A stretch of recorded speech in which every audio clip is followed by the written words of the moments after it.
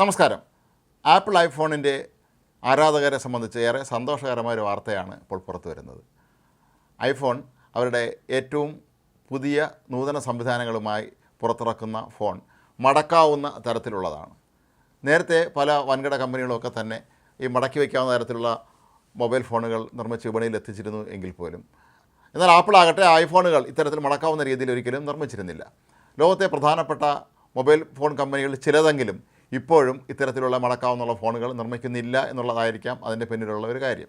പക്ഷേ ആപ്പിൾ ഐഫോണിൻ്റെ ആരാധകരെ സംബന്ധിച്ചിടത്തോളം ഇത്തരത്തിലുള്ള ഒരു ഫോൺ കമ്പനി പുറത്തിറക്കുന്നു എന്നുള്ളത് ഏറെ സന്തോഷകരമായ കാര്യമാണ്. എന്നാൽ ഇതിൻ്റെ വില നമ്മുടെ കണ്ണുകളിൽ പോകുന്നതാണ് എന്നാണ് പറയപ്പെടുന്നത്.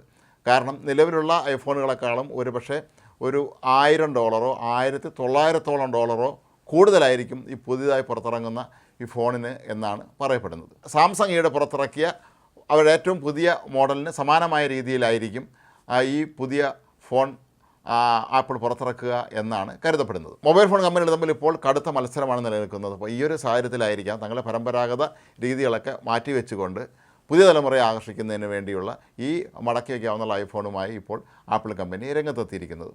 ലോകത്തെ ഏറ്റവും വലിയ ടെക് ഫിയോന്മാർ എന്തുകൊണ്ട് ഇത്രയും കാലം ഇത്തരത്തിലുള്ളൊരു മൊബൈൽ ഫോൺ ഇറക്കിയില്ല എന്നുള്ളത് സംബന്ധിച്ച വിശദീകരണം ഒരിക്കലും അവർ നൽകിയിരുന്നതുമില്ല. ആപ്പിളിനെ സംബന്ധിച്ചിടത്തോളം അവരുടെ നിലവാരം എക്കാലത്തും നിലനിർത്തുന്ന കാര്യത്തിൽ പ്രതിജ്ഞാബദ്ധരായിരുന്നു. ആപ്പിൾ ഫോൺ ഒരു കൈവശം വയ്ക്കുക എന്ന് പറയുന്നത് തന്നെ വലിയ അന്തസ്സുള്ള ഒരു കാര്യമായിട്ട് തന്നെയാണ് ഇന്നും ഉപഭോക്താക്കൾ കരുതുന്നതും. ഒരുപക്ഷെ അതുകൊണ്ട് തന്നെയായിരിക്കാം മറ്റു കമ്പനികളോട് തങ്ങൾ മത്സരിക്കേണ്ടതില്ല എന്നും തങ്ങൾക്ക് തങ്ങളുടേതായ ഒരു ഐഡൻറ്റിറ്റി ഉണ്ട്, അത് നിലനിർത്തി മുന്നോട്ട് പോകണമെന്നും കമ്പനി തീരുമാനിച്ചതിനും കൂടെ അടിസ്ഥാനത്തിലായിരിക്കാം ഒരുപക്ഷെ അന്ന് ഇത്തരത്തിലുള്ള മാറ്റങ്ങൾക്കൊന്നും തന്നെ വിധേയരാകാതെ കമ്പനി മുന്നോട്ട് പോയിക്കൊണ്ടിരിക്കുന്നത്. പക്ഷേ കാലത്തിൻ്റെ മാറ്റമനുസരിച്ച് പുതിയ തലമുറയെ ആകർഷിക്കണമെങ്കിൽ ഇനി ഒരുപാട് മാറ്റങ്ങൾ വരുത്തണമെന്നും മറ്റു കമ്പനികൾ പുതുമകളുമായി മുന്നേറുമ്പോൾ അതനുസരിച്ച് തങ്ങളും കാലത്തിനൊപ്പം നീങ്ങണമെന്നുള്ള ഒരു തീരുമാനത്തിൻ്റെ കൂടി ഭാഗമായിട്ടായിരിക്കാം ഒരുപക്ഷെ ഈ ഒരു പുതിയ ഫോൺ പുറത്തിറക്കാൻ പോകുന്നത്. അടുത്ത വർഷം സെപ്റ്റംബറിൽ, അതായത് 2026 സെപ്റ്റംബറിലായിരിക്കും ഈ പുതിയ ഫോൺ വിപണിയിൽ ഇറക്കുക എന്നാണ് JP മോർഗൻ ഉൾപ്പെടെയുള്ള വൻകിട സാമ്പത്തികകാര്യ സ്ഥാപനങ്ങളിലെ സാമ്പത്തികകാര്യ വിദഗ്ധന്മാർ ഇപ്പോൾ അറിയിക്കുന്നത്.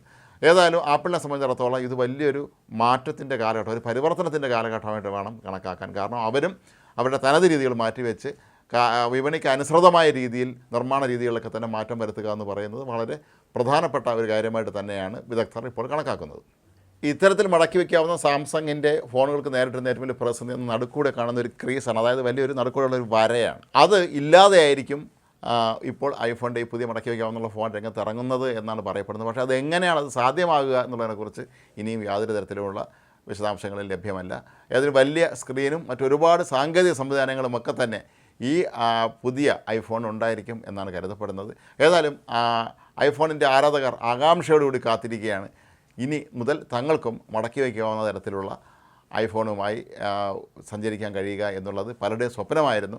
അതേതായാലും യാഥാർത്ഥ്യമാകാൻ പോവുകയാണ്. കമ്പനിയും കാലത്തിനനുസരിച്ച് മാറുകയാണ്.